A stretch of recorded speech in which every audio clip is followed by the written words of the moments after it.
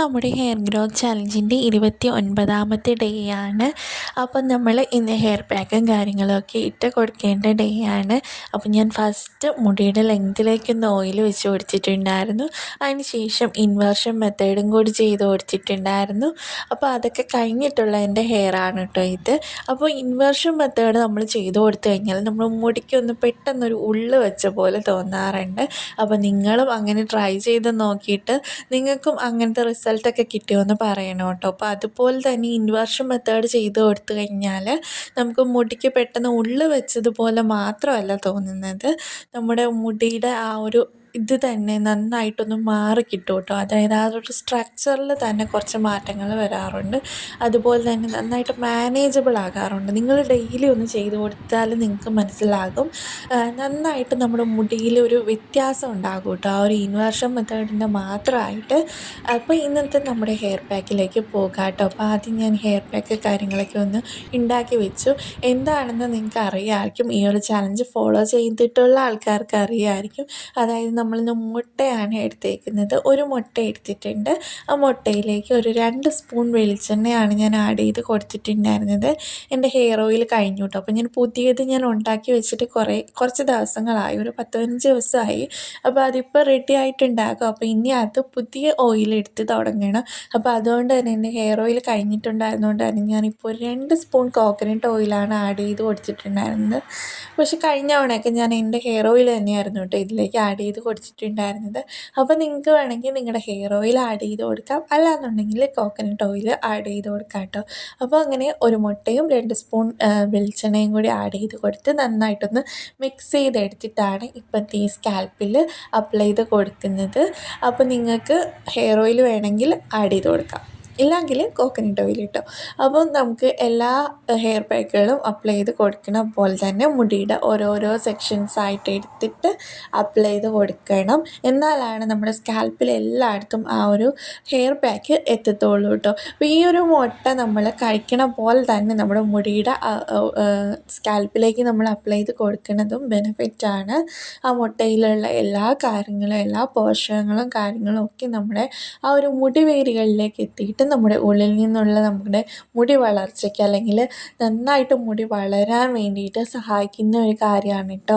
അപ്പം മുട്ട നിങ്ങൾ കഴിക്കുകയും വേണം. അതുപോലെ തന്നെ നമുക്ക് ഇടയ്ക്കൊക്കെ വീക്ക്ലി അല്ല കേട്ടോ, മന്ത്ലി ടോയ്സൊക്കെ നമുക്ക് സ്കാൽപ്പിൽ അപ്ലൈ ചെയ്ത് കൊടുക്കുന്നതും ഒത്തിരി നല്ലതാണ്. അപ്പോൾ നിങ്ങളിത് പാർലറിലൊക്കെ ചിലപ്പം ചെയ്യുന്നുണ്ടാവും, സ്പാ പോലെയൊക്കെ. അതുപോലെ തന്നെ നമുക്ക് വീട്ടിൽ പാർലറിലൊന്നും പോകാണ്ട് നമുക്ക് വീട്ടിൽ തന്നെ നമ്മുടെ മുടിക്ക് വേണ്ടിയിട്ട് ചെയ്ത് കൊടുക്കാൻ പറ്റിയിട്ടുള്ള ഒരു അടിപൊളി പാക്കാണിത്. അപ്പോൾ എന്താ പറയുക, ഇത് നമുക്ക് നല്ലോണം സ്മെല്ലുണ്ടാകും കേട്ടോ. അപ്പോൾ ആ ഒരു പ്രശ്നം കൊണ്ടിട്ട് നിങ്ങൾക്ക് വേണമെങ്കിൽ ഇതിന് ശേഷം ഷാമ്പു ഇട്ടിട്ട് വാഷ് ചെയ്യാം. അപ്പോൾ ഞാൻ ഇത്തവണ ഷാമ്പു ഇട്ടിട്ടാണ് കേട്ടോ വാഷ് ചെയ്തിട്ടുണ്ടായിരുന്നത്. ഞാനൊരു മൈൽഡായിട്ടുള്ളൊരു ഷാമ്പു വളരെ കുറച്ചെടുത്തിട്ട് യൂസ് ചെയ്തിട്ടുണ്ടായിരുന്നു. നിങ്ങൾക്ക് വേണമെങ്കിൽ താളിയോ എന്തെങ്കിലുമൊക്കെ യൂസ് ചെയ്യാം. അപ്പം ഏത് ഷാമ്പു ആണെങ്കിലും വളരെ കുറച്ചെടുക്കുക, അല്ലെങ്കിൽ താളിയൊക്കെ ആണെങ്കിൽ അത്യാവശ്യം എടുത്തോളൂ കേട്ടോ.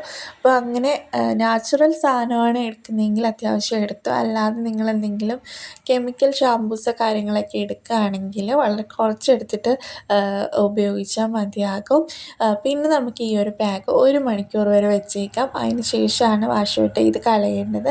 പിന്നെ ഷാമ്പു ചെയ്യണമെന്നുള്ളത് നിങ്ങൾക്ക് സ്മെല്ലിൻ്റെ പ്രശ്നവും കാര്യങ്ങളൊക്കെ ഉണ്ടെങ്കിൽ ചെയ്താൽ മതിയാകും. അല്ലാന്നുണ്ടെങ്കിൽ നിർബന്ധമോ കാര്യങ്ങളോ ഒന്നുമില്ല. ഞാൻ മുൻപൊക്കെ ഷാമ്പു ചെയ്യത്തില്ലായിരുന്നു, പക്ഷേ ഇപ്പോൾ അത് മുടി ഇങ്ങനെ നന്നായിട്ട് ഒട്ടി കിടക്കുന്നതുകൊണ്ട് ഇതിന് ശേഷം മുടി ഒന്ന് ഒട്ടി കിടക്കും കേട്ടോ, അപ്പോൾ കുറച്ച് നേരത്തേക്ക്. അപ്പോൾ അതുകൊണ്ടിട്ടാണ് ഞാൻ ഷാമ്പു ഇപ്പം ചെയ്യുന്നത്. പിന്നെ സ്മെല്ലിൻ്റെ കുറച്ച് പ്രശ്നവും കാര്യങ്ങളൊക്കെ ഉണ്ട്. അപ്പം എല്ലായിടത്തും ഞാനിങ്ങനെ അപ്ലൈ ചെയ്ത് കൊടുക്കുകയാണ് കേട്ടോ. അപ്പോൾ ഇതൊക്കെ ഈ ഒരു ഹെയർ പാക്കിന് ശേഷം നൈറ്റ് ഞാൻ ഹെയറിൽ സ്കാൽപ്പിൽ മാത്രം വളരെ കുറച്ച് ഓയിൽ എടുത്തിട്ട് അപ്ലൈ ചെയ്ത് കൊടുക്കും. അപ്പോൾ അങ്ങനെ നൈറ്റ് ഓയിൽ ചെയ്യാൻ പറ്റുന്ന ആൾക്കാർക്ക് നൈറ്റ് ഓയിൽ ചെയ്തിട്ട് കിടക്കാം. എന്നിട്ട് പിറ്റേന്ന്, അതായത് നാളത്തെ ദിവസം കുളിക്കുന്നതിന് മുൻപായിട്ട് മുടിയുടെ ലെങ്തിലേക്കും കൂടി ഓയിൽ അപ്ലൈ ചെയ്ത് കൊടുത്തിട്ട് ഹെയർ വാഷ് ചെയ്യാം. വെറുതെ വെള്ളത്തിൽ ഹെയർ വാഷ് ചെയ്താൽ മതിയാകും നാളെ.